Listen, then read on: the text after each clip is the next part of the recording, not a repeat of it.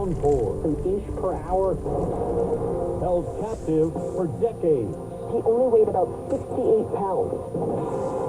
Space launch scrubbed. Dragon SpaceX hatches open.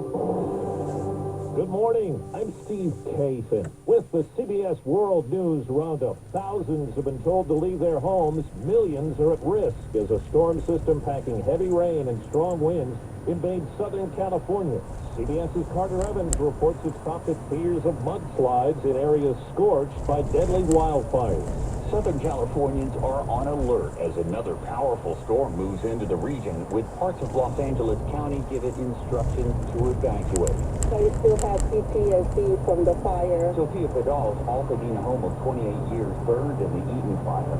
She moved to a friend's home in nearby Sierra Madre, but during last month's heavy rains, 5 feet of mud pushed onto the driveway there. This is my third evacuation. So here I am with my car, my dog, my cat, and my chickens. Some have built temporary walls to shield the debris flow from barreling into their homes. Posting on social media this morning, President Trump threatens to impose 200% tariffs on wine, champagne, and other alcohol products from France and other European Union countries in retaliation against new levies on whiskey produced in the United States. Now to Waterbury, Connecticut, where police say a woman held her stepson captive for more than 2 decades. CBS's Adriana Diaz says she's charged with kidnapping and cruelty.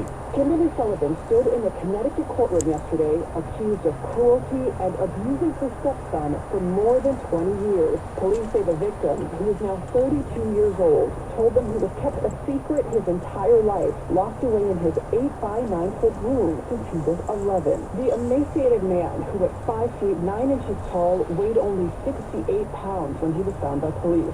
According to the affidavit, he also told them he would only be given 2 cups of water a day, sometimes being forced to drink out of the toilet, and says he was only allowed out of his room to do chores for Sullivan.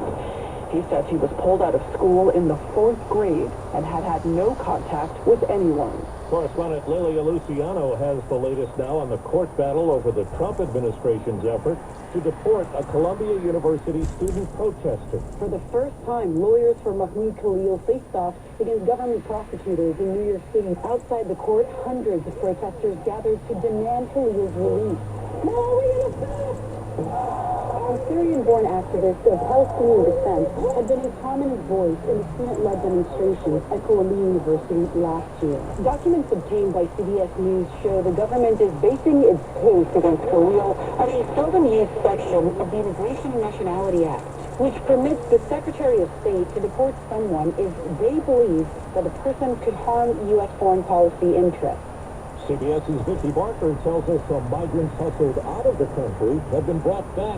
Since taking office, the Trump administration has spent $16 million transporting 290 migrants deemed dangerous to the U.S. base Guantanamo in Cuba before deporting them to other countries. But now the New York Times reports that 40 men flown out there in recent weeks have suddenly been flown back to the U.S. Not clear why, but it comes just days before a federal judge is due to hear a major challenge to aspects of the policy. Critics have said there's little evidence most of the migrants were actually dangerous, and lots of evidence they've received inhumane treatment.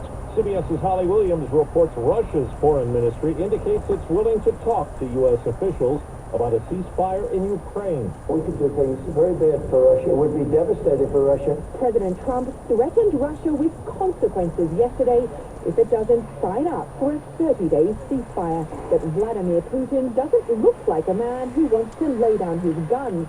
In a video released yesterday, he visited troops in southern Russia, wearing military fatigues and talking strategy with his commanders.